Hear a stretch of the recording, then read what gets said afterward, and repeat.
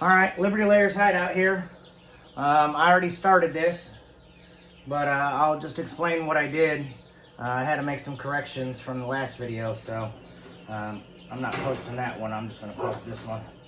So what I did is I found 2 free restaurant tables on Marketplace, and I used those, and I put a brace here in the middle to keep the tables together. And then I used old fence pickets that I had, and I put L brackets all along here to sturdy the frame so that the sawdust doesn't spill off onto everywhere from my brooder. So I use these L brackets. I got them from Amazon. I think I got 40 of them for 10 bucks or something like that. So I had those, and now I'm using these hose clamps, the U-shaped hose clamps, and I'm securing this cage that I used it as like a playpen for my little chicks when I went to put them outside. So I'm securing this now to the wood frame that I built. So let's go ahead and continue that.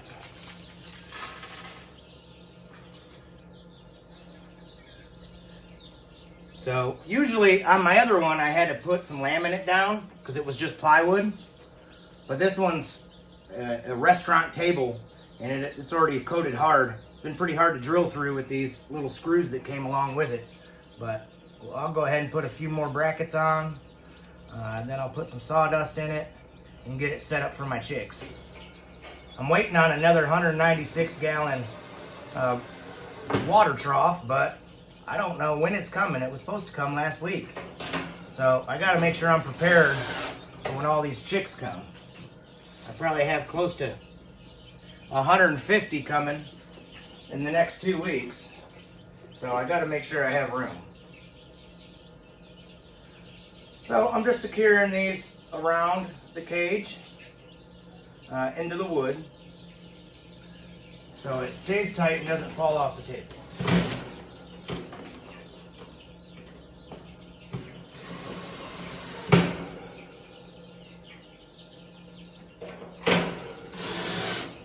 Alright, now the cage is secure. I'll clean out the mess I have in there so I don't leave no screws or nothing behind. That's the last thing I want is some little chicks trying to eat some screws. Because you know they'll peck at anything they can. So I got all the trash out. Oh, there's another screw. And now I just add sawdust to the bottom.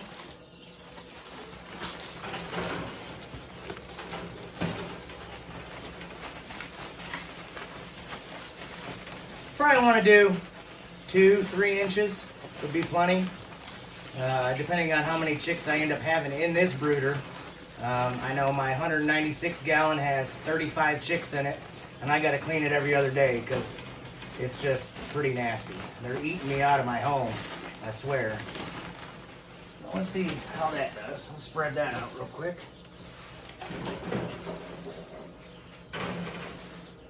That looks like I'll need a little more. I like the pine shavings. You want to make sure you don't use cedar. I use cedar on my big chicks in my run because it's a natural bug repellent, but not for chicks because they kick so much, and once it gets in the water, then it poisons the water and it can kill your chicks. So definitely stay away from cedar bedding with chicks because it'll get in their water. So I like kiln dried pine. Sometimes I do mix it in with shredded paper. Shredded paper's cheaper, as much junk mail as I get.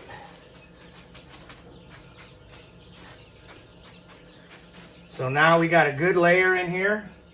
I'll go ahead and I'll end up putting 2 feeders and a waterer in here. So I'm not gonna put any feed in it right at the moment. And then I'll put the waterer in the middle. And I use these 1x1s. I'm going to zip strip them to the top so they're secure. And that's where I'm going to hang my heat lamps from.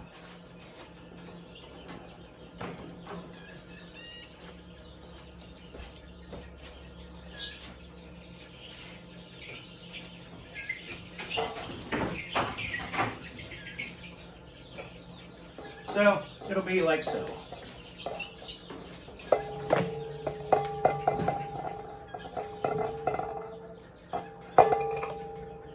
Heat lamp, cord over the back. And then I'll zip strip the heat lamp because honestly, if this thing falls down in here, it's going to catch fire. It's going to burn down whatever you got in there. So just to kind of look, see if I can get this off without stopping it. So this is kind of what I got. So I'm not worried about a top. I'm not worried about them jumping out. But I got the nice barrier so that the bedding doesn't go everywhere. The feeder, the waterer. I got a heat lamp. And then I'll probably use a brooder plate over on this side. Just so there's multiple ways they can have some heat. If they don't want the direct lamp, they can get under the brooder plate that simulates a hen sitting on them. But this is a cheap, inexpensive. I think altogether, counting the brooder plate, the heat lamp, the bulb, the fence, the wood was spare wood I had when I replaced my fence pickets. I just used the old ones and cut them length and made a box and then put the cage around it. So I think in all I had 40 bucks total and everything. So that's a pretty good investment if you ask me. This is the one I did last time. You can see I got some silkies in there right now, but this one has a top on it, and I zip stripped everything and secured everything with fasteners so that, you know, the cage won't go anywhere, and it's sitting on a piece of laminate that I stapled down to the plywood. So I have one open now. I got one that has my silkies, and then I got a big one for either the Australofts coming or my Brahmas. And then I'll probably need another one because my Ceramas, I usually put the Ceramas in one of these red tubs. So just like these guys, they're not very big. They don't take up much space.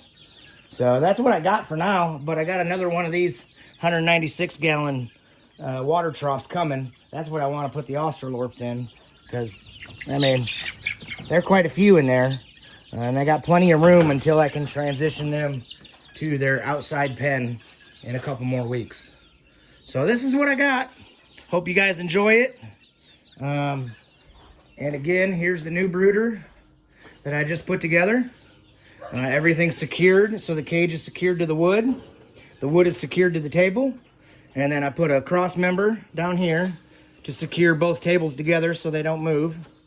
And got the brooder plate, a feeder, a waterer, another feeder, and then a heat lamp.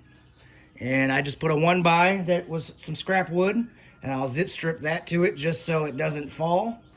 And you got yourself a pretty cheap brooder that holds quite a few chicks. So if you would, please like and subscribe. I appreciate it. Everything you guys do for me. And I'll continue to try to grow myself into making pages that or videos that you guys want to see. So again, Liberty Layers Hideout. Building a second brooder pen. DIY. Thanks, guys. You guys have a good day.